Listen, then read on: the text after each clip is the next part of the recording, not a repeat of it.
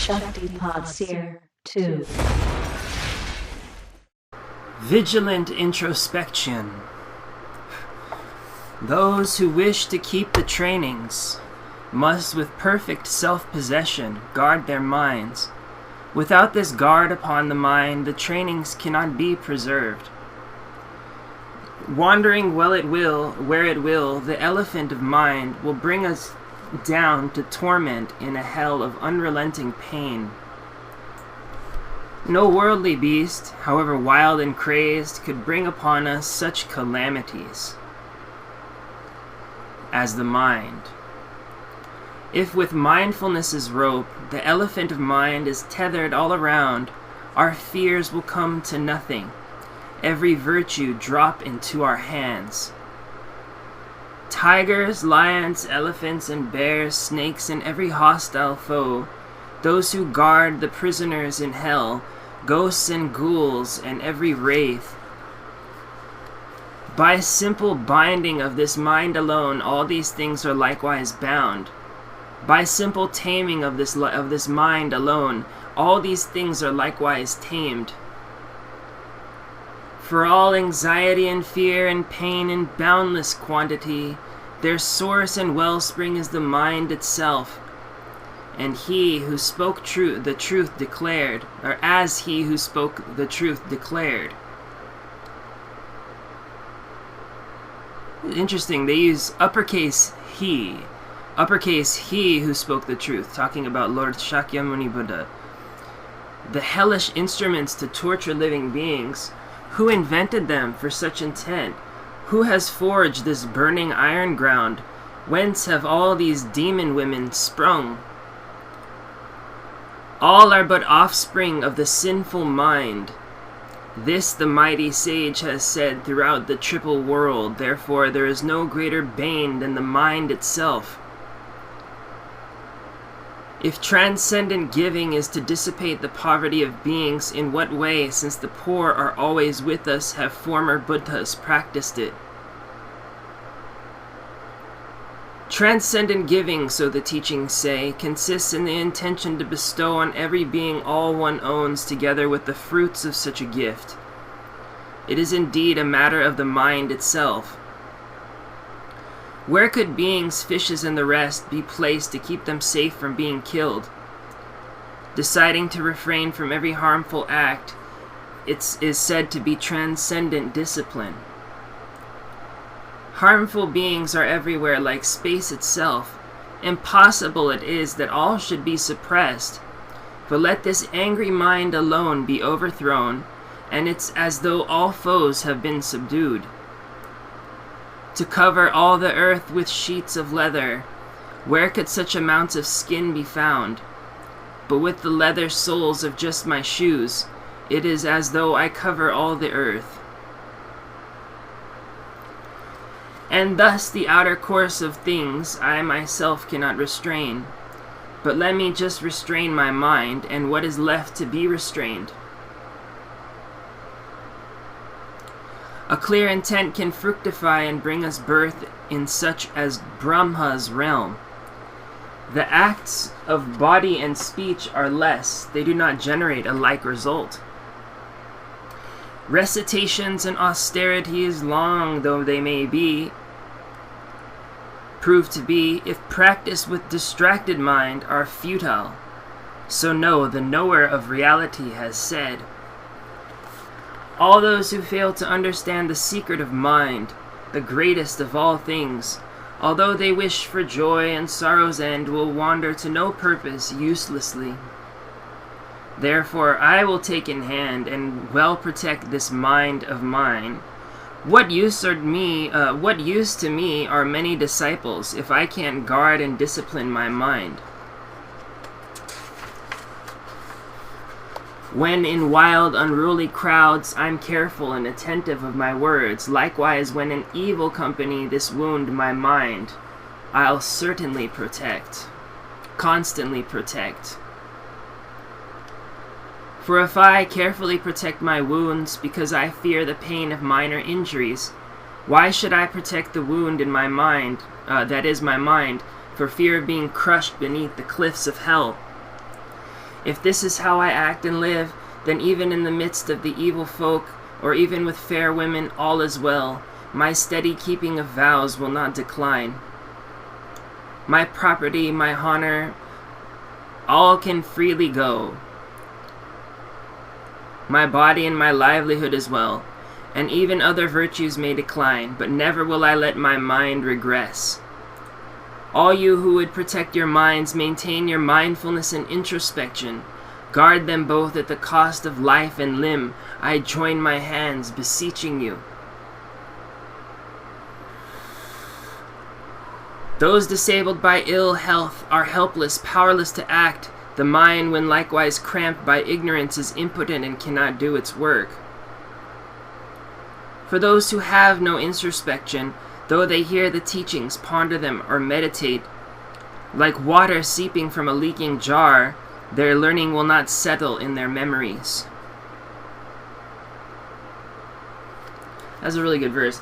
For those who have no introspection, though they hear the teachings, ponder them, or meditate, like water seeping from a leaking jar, their learning will not settle in their memories.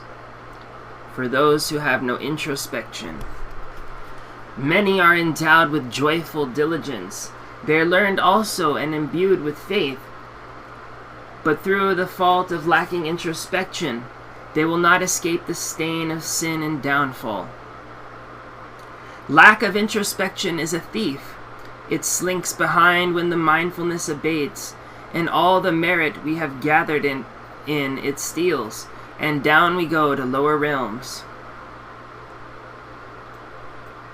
Defilements are a band of robbers, looking for their chance to injure us. They steal our virtue when their moment comes, and batter out the lives of happy destinies.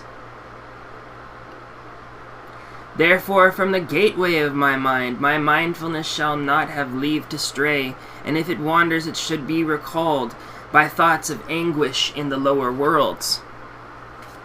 Through fear and by the counsels of their abbots, and staying ever in their teachers' company, in those endowed with fortune and devotion, mindfulness is cultivated easily. The Buddhas and the Bodhisattvas both possess unclouded vision, seeing everything. All lies open to their gaze, and likewise I am always in their presence. One who has such thoughts as these will gain devotion and a sense of fear and shame. For such a one, the memory of Buddha rises frequently before the mind. When mindfulness is stationed as a sentinel, a guard upon the threshold of the mind, introspection will be likewise there, returning when forgotten or dispersed. If at the outset, when I check my mind, I find that it is tainted with some fault, I shall be still and self-possessed, unmoving like a piece of wood. I shall never vacantly allow my gaze to wander around, but rather with a focused mind will always go with my eyes cast down.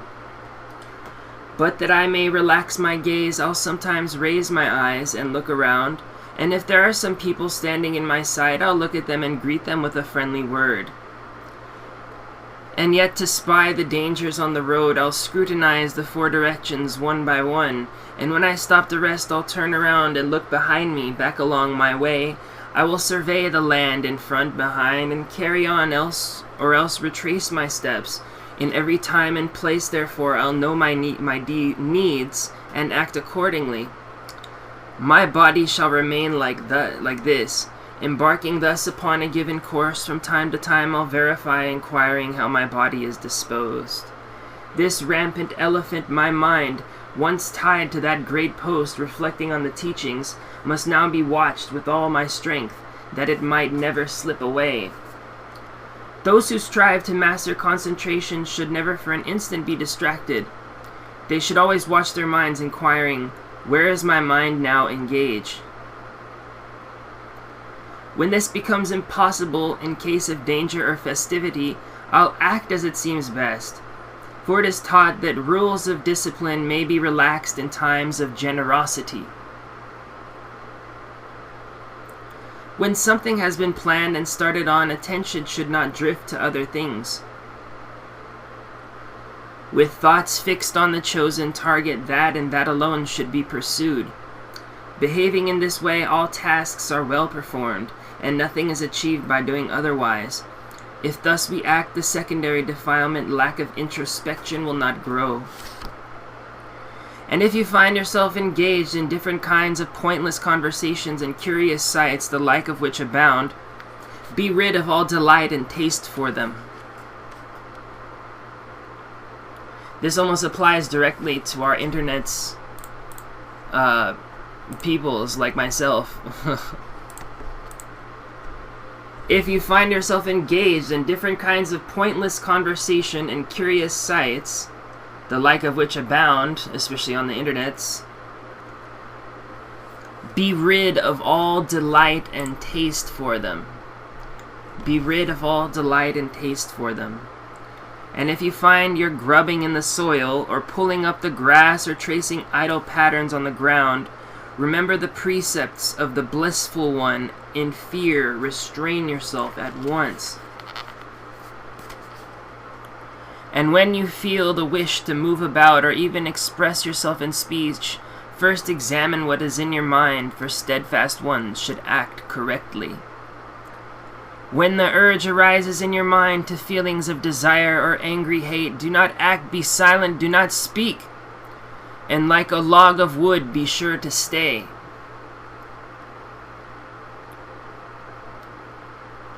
And when your mind is wild or filled with arrogance, or filled with pride and filled with mockery, or filled with pride and haughty arrogance, or when you would expose another's secret guilt, to bring up old dissensions, or act deceitfully, or when you want to fish for praise, or criticize and spoil another's name, or use harsh language sparring for a fight, it is like a log you should remain.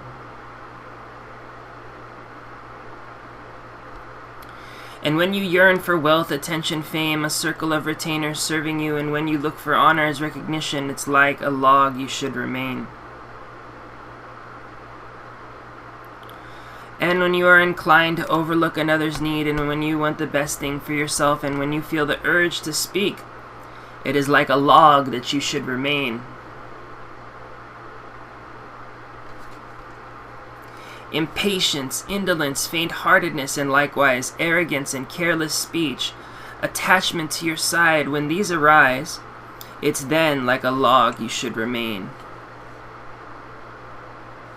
Examine thus yourself from every side, take note of your defilements and your pointless efforts, for thus the heroes on the Bodhisattva path seize firmly on such faults with proper remedies, with perfect and unyielding faith, with steadfastness, respect, and courtesy, with conscientiousness and awe, work calmly for the happiness of others.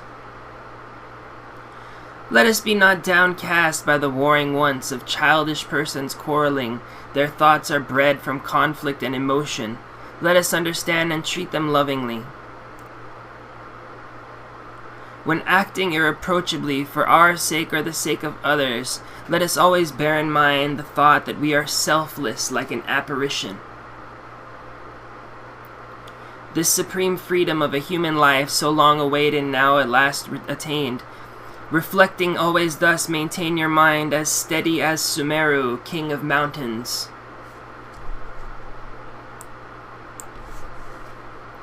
This supreme freedom of a human life, so long awaited, now at last attained. Reflecting always thus, maintain your mind as steady as Sumeru, king of mountains. If, O mind, you will be not aggrieved, when vultures with their love of flesh are tugging at this body all around, why are you so besotted with it now? Why, O mind, do you protect this body, taking it to be your own? You and it are each a separate entity. However could it be of use to you? Why, O foolish mind, don't you appropriate a clean form carved in wood?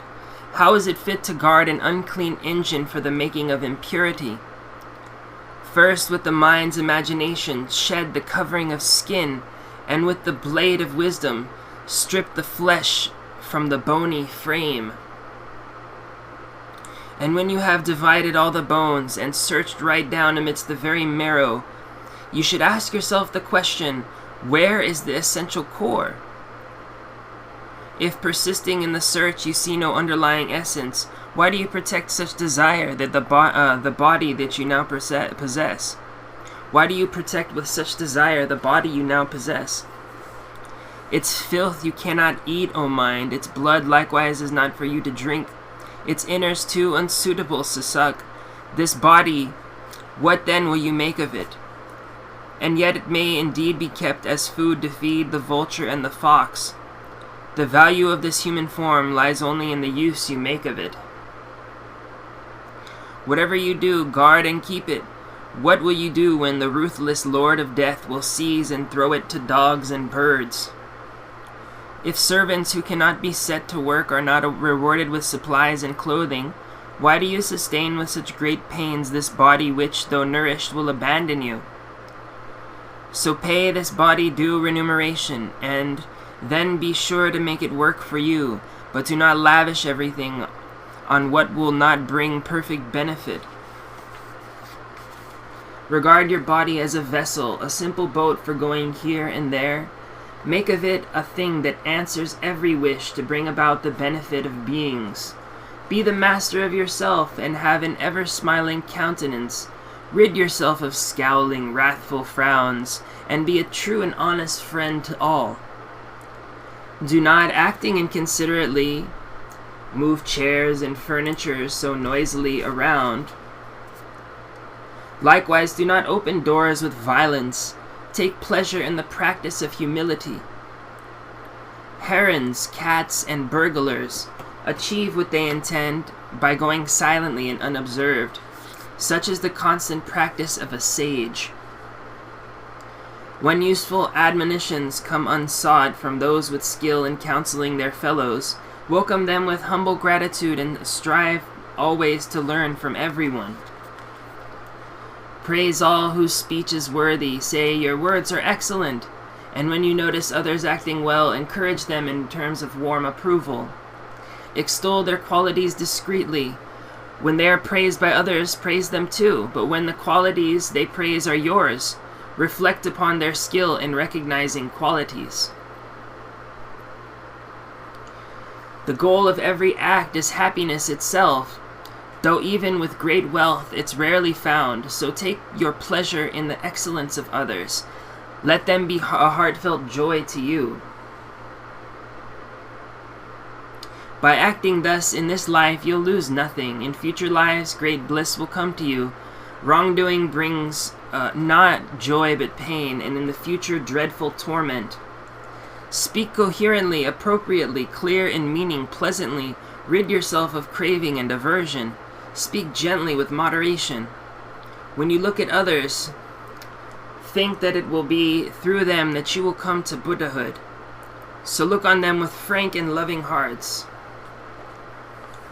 Always fired by highest aspiration, laboring to implement the antidotes, you will reap great virtues in the field of excellence and in the fields of benefits and sorrow. Acting thus with faith and understanding, you should always undertake good works, and in whatever actions you perform, you should not be dependent on another. The perfections, giving and the rest, progress in sequence, growing in importance.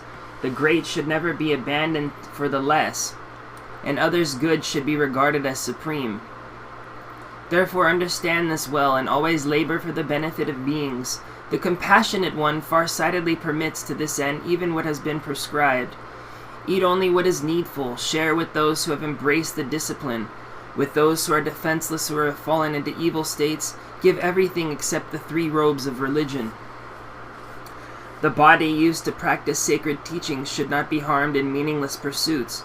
By acting thus, the wishes of all beings will be swiftly and completely attained. They should not give up their bodies whose compassionate thoughts are not yet pure, but let them be surrendered when, both now and in their future lives, great benefit is thereby gained. Do not teach the Dharma to the disrespectful, to those who though not sick, wrap cloths around their heads, to those who carry weapons, staffs, or parasols, to those who are with covered heads.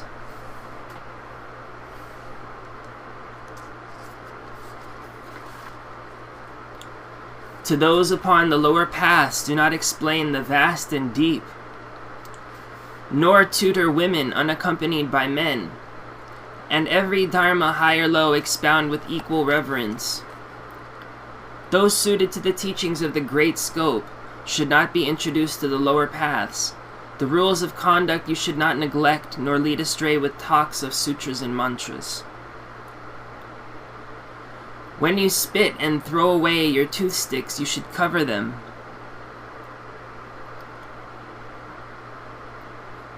And it is wrong to foul with urine or with other filth the fields and water fit for public use. When eating, do not gobble noisily, nor stuff and cram your gaping mouth. Do not sit with legs outstretched, nor coarsely rub your hands together. Do not travel, sit, or stay alone with women of another house. And all that you have seen or have been told to be a cause of scandal that you should avoid. Remember also that this was written in medieval India. So you don't have to take every single thing that he's saying completely literally, but just try to understand the spirit in which he said it. And as for some of these things about traveling alone with women, those are suited to another culture, but that's completely unsuited to our culture, so just forget that completely. Not rudely pointing with your finger, but rather with a reverent gesture showing with the whole right hand outstretched. This is how to indicate the road.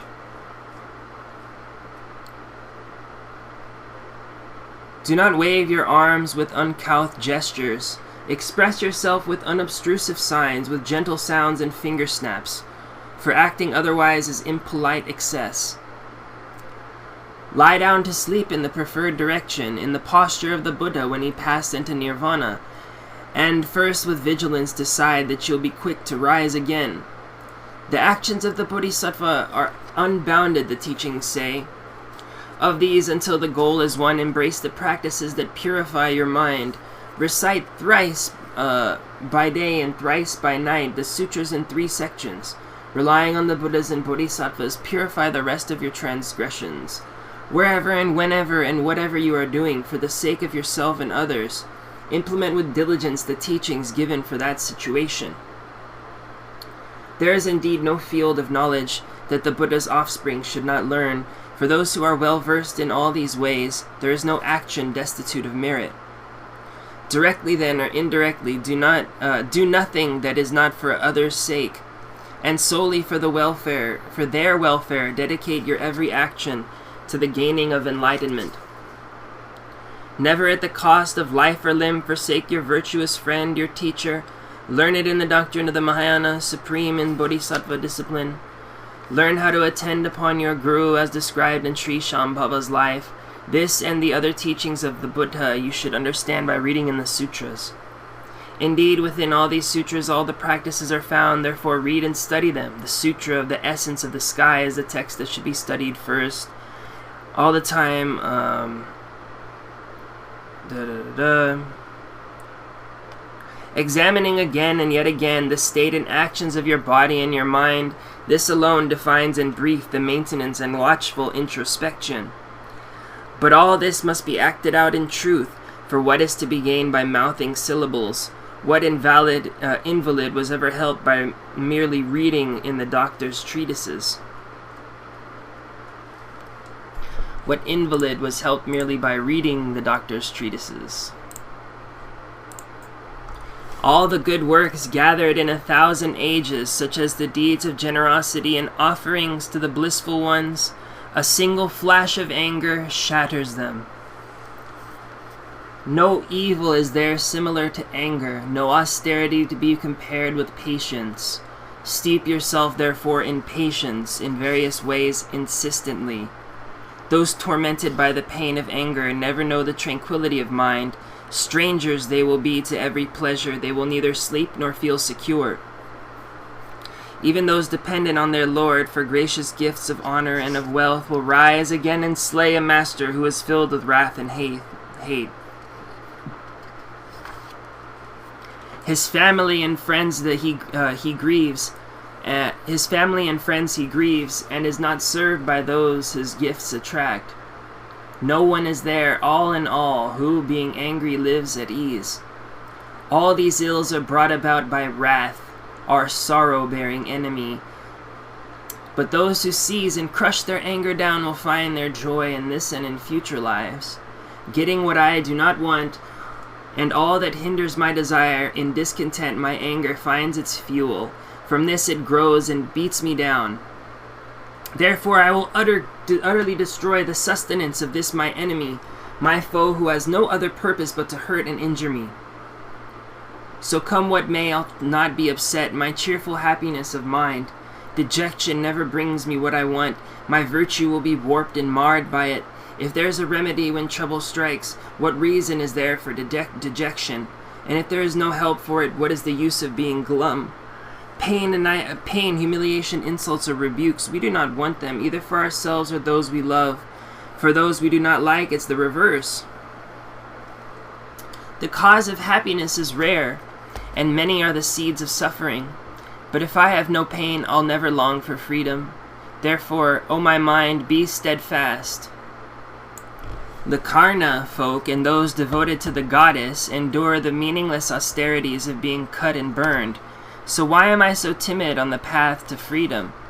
There's nothing that does not grow light through habit and familiarity. Putting up with little cares, I'll train myself to bear with great adversity. Don't I see that this is so with common irritations, bites and stings of snakes, of flies, experience of hunger and of thirst, and painful rashes on my skin, heat and cold, wind and rain, sickness, prison, beatings? I'll not fret about such thing. To do so only aggravates my trouble. There are some whose bravery increases at the sight of their own blood, while some lose all their strength and faint when it's another's blood that they see. This results from how the mind is set in steadfastness or cowardice, and so I'll scorn all injury, and hardships I will disregard.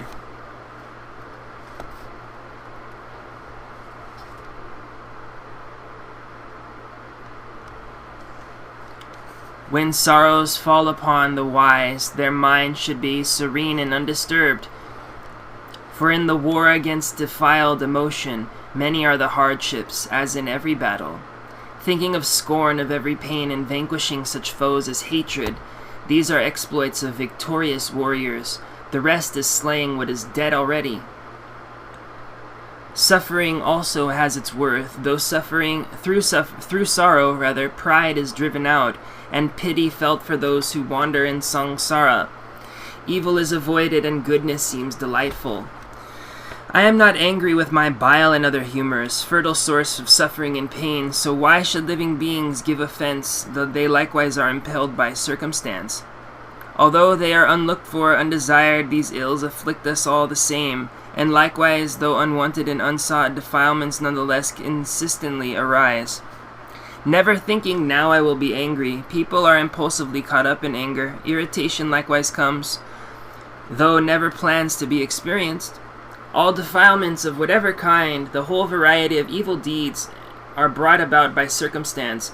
None is independent, none autonomous. Conditions once assembled have no thought that they will now give rise to some result, nor does that which is engendered think that it has been produced.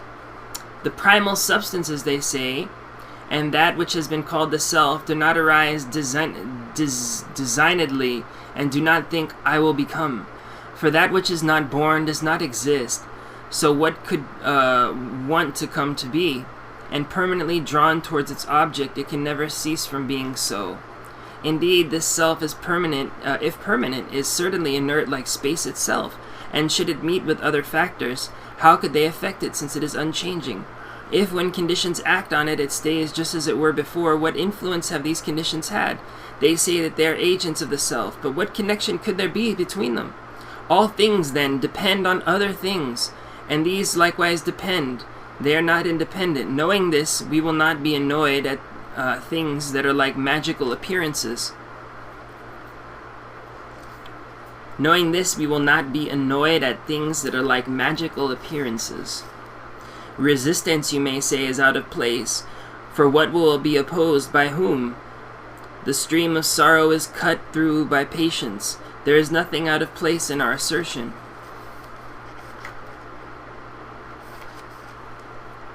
Thus, when enemies or friends are seen to act improperly, remain serene and call to mind that everything arises from conditions. If things could be according to their wish, no suffering would ever come to any of all embodied beings, for none of them wants pains of any kind. Yet carelessly, all unaware, they tear themselves on thorns, and ardent in pursuit of wives and goods, they starve themselves of nourishment. Some hang themselves or leap into the void, take poison or consume unhealthy food, or by their evil conduct bring destruction on themselves. For when affliction seizes them, they even slay themselves, the selves they love so much. So how can they not be the cause of others' bodily distress? Although we almost never feel compassion for those who through defilement bring about their own perdition, what purpose does our anger serve? If those who are like wanton children are by nature prone to injure others, there's no reason for our rage. It's like resenting fire for being hot. And if their faults are fleeting and contingent, if living beings are by nature mild, it's likewise senseless to resent them, as well as be angry at the sky when it's full of smoke. Although it is their sticks that hurt me, I am angry at the ones who wield them, striking me, but they in turn are driven by their hatred. Therefore, with their hatred, I should take offense. In just the same way, in the past, it was who injured living beings. Therefore, it is right that injury should come to me through their torture, to me, their torturer. Their weapons and my body, both are causes of my torment. They, their weapons, I my body brandished. Who then is more worthy of my rage? This body running sore and that's actually a really deep one. Their weapons and my body. Their weapons and my body, both are causes of my torment.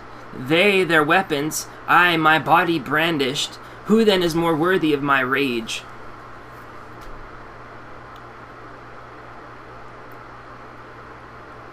So, if by nature someone happens to injure you, because that person is an injurious person, whether verbally or physically,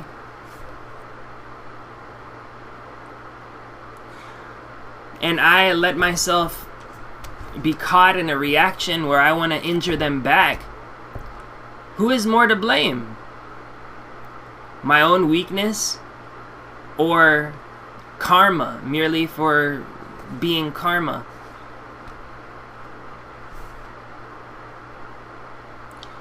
This body running sore in human form, merely touched it cannot stand the pain. I am the one who grasp it in my blind attachment. Whom should I resent when pain occurs? We who are like children shrink from pain, but love it causes. We hurt ourselves through our misdeeds. So why should others be the object of our rage? And who indeed should I be angry with? This pain is all of my own contriving. Likewise all the janitors of hell and all the groves of razor trees. Those who harm me rise against me. It's my karma that has summoned them. And if through this these beings go to hell, is it not I who bring their ruin? Because of them and through my patience, all of my many sins are cleansed and purified. But they who will be the ones who, thanks to me, will have the long-drawn agonies of hell. Therefore, I am their tormentor.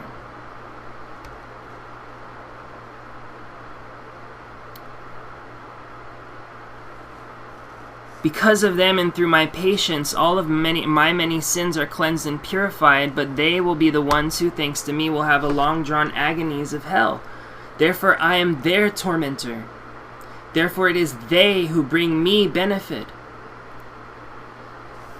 Wow. So actually, when someone torments you in whatever way, and you are able to abide in patience and not to respond, you are the one actually tormenting them, because they will go to hell for that torment, while as you will have your sins purified from it. Thus, with what perversity, pernicious mind, will you be angry with your enemies?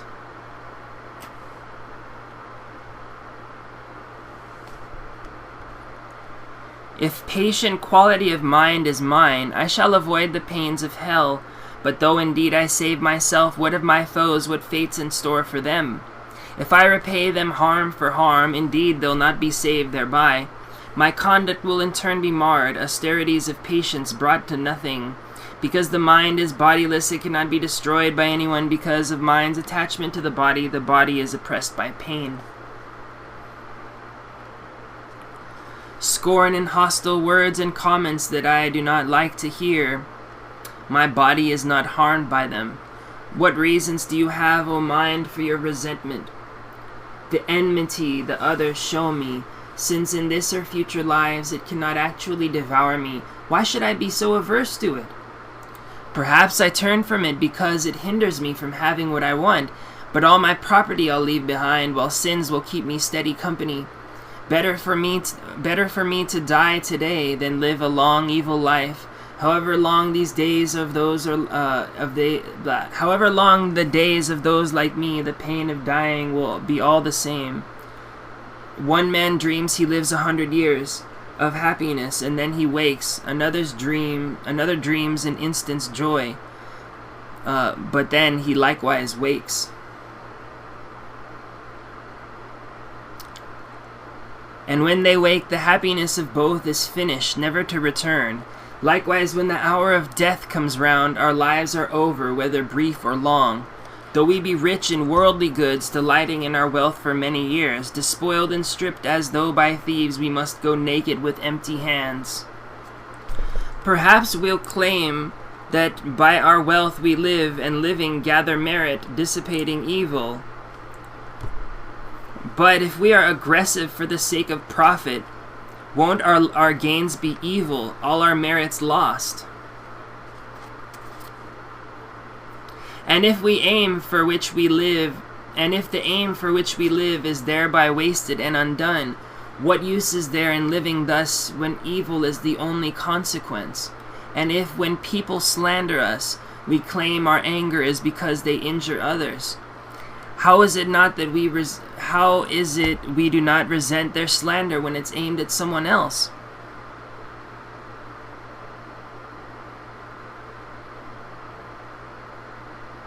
And if when people slander us, we claim our anger is because they injure others, how is it we do not resent their slander when it is aimed at someone else? And if we bear with this antipathy because it's due to other factors, why are we impatient when they slander us? Defilement, after all, has been the cause of it. Even for those who vilify and undermine the sacred doctrine, images and stupas are not proper objects of our anger.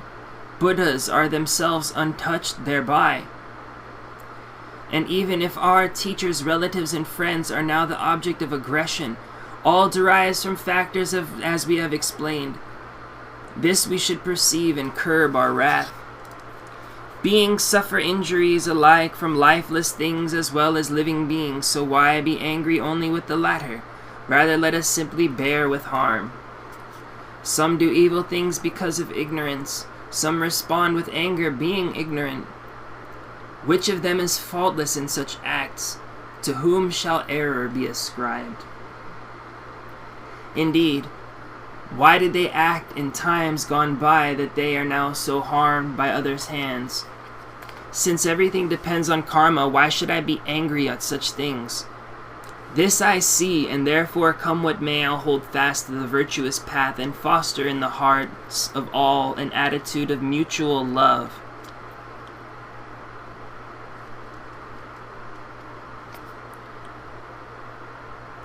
Now when a building is ablaze and flames leap from house to house, the wise course is to take and fling away the straw and anything that spreads the fire.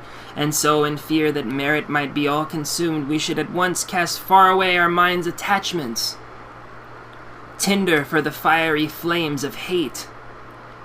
If not a happy chance when, condemned to death, a man is freed, his hand cut off, and Is it not a happy chance when, if condemned to death, a man is free, his hands cut off in ransom for his life?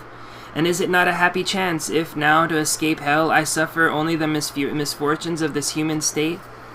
If even these, my present pains, are now beyond my strength to bear, why do I not cast off my anger, cause of future sorrows and infernal torment? For the sake of gaining all that I desired, 1,000 times I underwent the tortures of the realms of hell, achieving nothing for myself and others. The present aches are nothing to compare with those, and yet great benefits will come from them. These troubles that dispel the pain of wanderers, it's only right that I rejoice in them. When others take delight in giving praise to those endowed with talents, why, O my mind, do you not find joy in likewise praising them? The pleasure that is gained therefrom itself gives rise to blameless happiness. It's urged on us by all the holy ones, and is the perfect way of winning others. But they're the ones who will have the happiness, you say. If then this is a joy that you would resent, abandon paying wages and returning favors, you will be the loser both in this life and the next. When praise is heaped upon your qualities, you're keen that others should be pleased thereby. But when the compliment is paid to others, you feel no inclination to rejoice as well.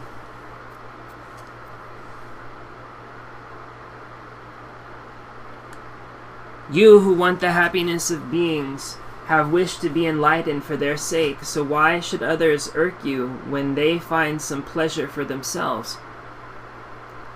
And if you claim to wish that beings be enlightened, honored by the triple world, when petty marks of favor come their way, why are you so discomforted? When dependents who rely on you, to whom you are obliged to give support, find for themselves the means of livelihood, will you not be happy?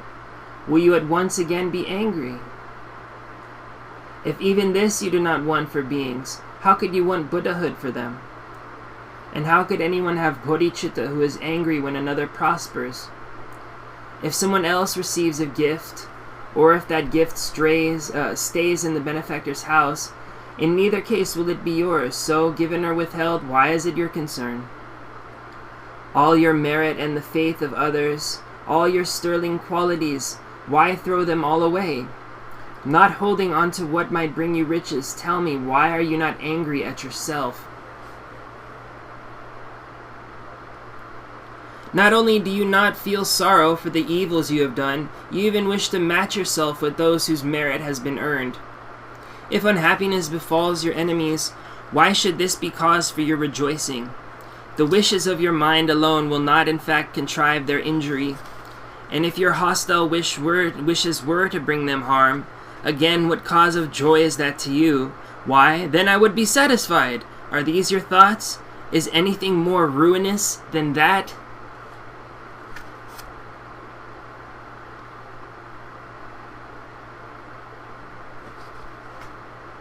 And if your hostile wishes were to bring them harm, again, what cause of joy is that to you? Why, then I would be satisfied. Are these your thoughts? Is anything more ruinous than that? Caught upon the hook, unbearable and sharp, cast by the fishermen my own defilements, I'll be flung into the cauldrons of the pit and surely boiled by all the janitors of hell. Veneration, praise, and fame serve not to increase merit or my span of life, bestowing neither health nor strength, and nothing for the body's ease. If I am wise in what is good for me, I'll ask what benefit these bring, for if it is entertainment that I desire, I might as well resort to alcohol and cards. I lose my life, my wealth I squander, all for reputation's sake. What use are words, and whom will they delight when I am dead and in my grave? Children can't help crying when their sandcastles come crumbling down. My mind is so like them when praise and reputation start to fall.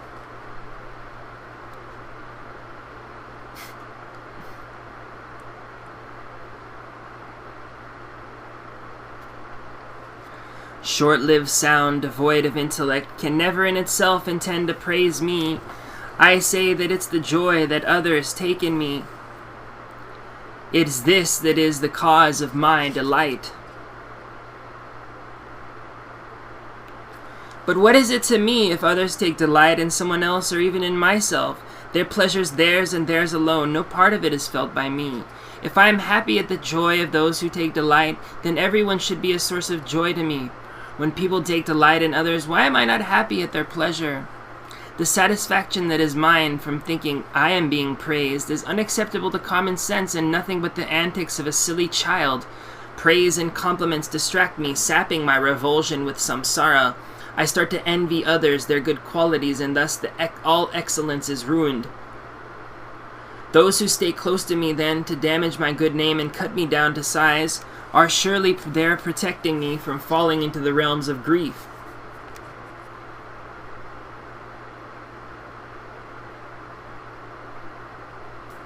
For I am one who strives for freedom. I must not be caught by wealth and honors. How could I be angry with the ones who work to free me from my fetters? They, like Buddha's very blessing, bar my way, determined as I am to plunge myself. Headlong in sorrow, how can I be angry with them? I should not be irritated, saying they are obstacles to my good deeds. For is not patience the supreme austerity, and should I not abide by this? And if I fail to practice patience, hindered by my own shortcomings, I myself create impediments to merit's causes yet so close at hand. If something does not come to be when something else is absent, and does arise, that factor being present, that factor is indeed its cause. How can it then be said to hinder it?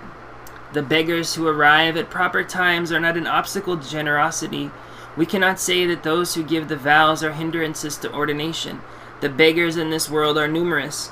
Assailants are comparatively few. For if I do not harm others, others do no injury to me.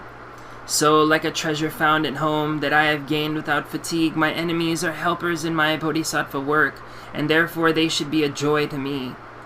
Since I have grown in patience thanks to them its first fruit I should give, for of my patience they have been the cause. And if I say my foes should not be honored, since they did not mean to stimulate my patience, why do I revere the sacred Dharma, cause indeed of my attainment?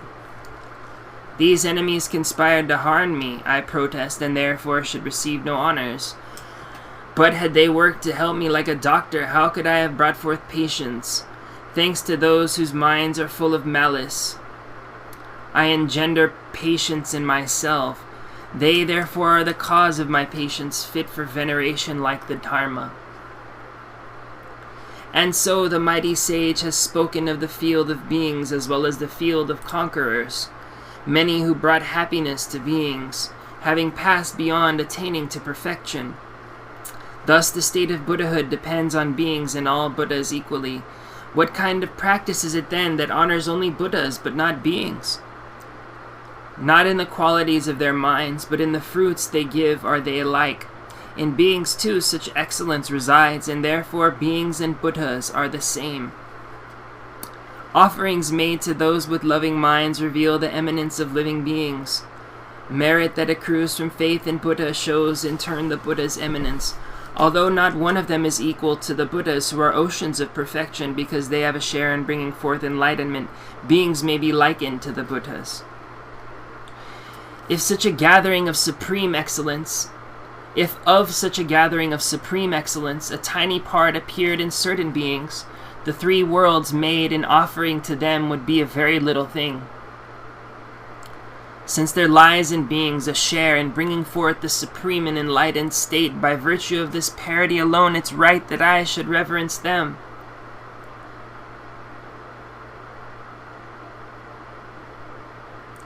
The Buddhas are my true unfailing friends. Boundless are the benefits they bring to me.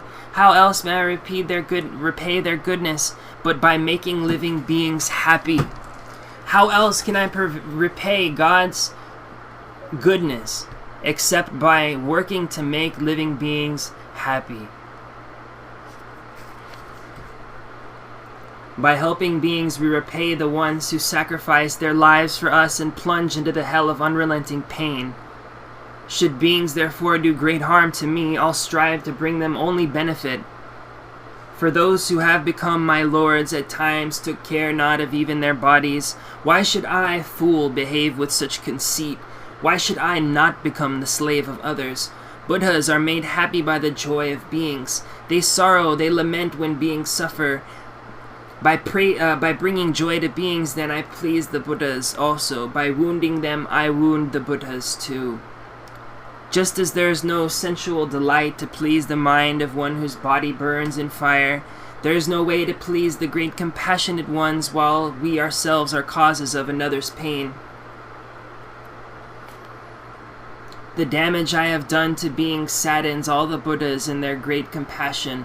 Therefore all these evils I confess today and pray that they will bear with my offenses. That I might rejoice the Buddha's hearts, henceforth I will be master of myself, the servant of the world. I shall not seek revenge though crowds may trample on my head or kill me. Let the guardians of the world rejoice. The compassionate lords consider as themselves all beings. There's no doubt of this. Those whom I perceive as beings are Buddhas in themselves. How can I not treat them with respect? This very thing is pleasing to the Buddha's hearts, and perfectly secures the welfare of myself. This will drive away the sorrows of the world, and therefore it will be my constant work. Imagine that the steward of a king does injury to multitudes of people. Those with clear, far-seeing eyes do not respond with violence even if they can. For stewards, after all, are not alone. They are supported by the kingly power. Therefore I will not despise the feeble beings tormenting me. Their allies are the guardians of hell, and also the compassionate Buddhas.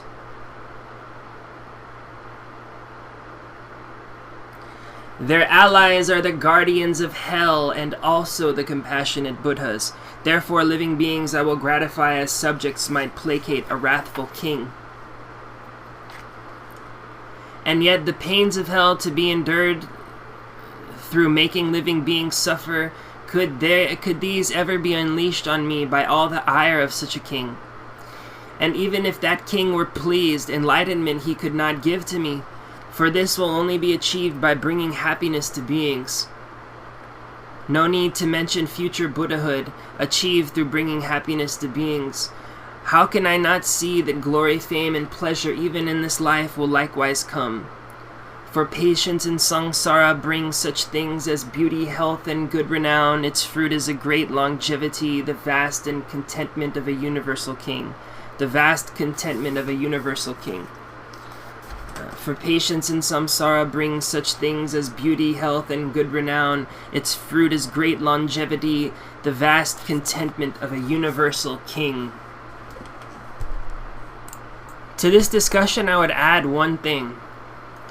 Your own ego, your own darkness can be the greatest light to you. So, honor even that darkness. That doesn't mean to embrace evil, embrace ignorance. Definitely not saying that. But honor your own darkness for what it can teach you. Honor your own darkness for providing you nirvana by realizing the truth, by seeing the untruth. But also at the same time, work to diminish the darkness until it evaporates away from ourselves.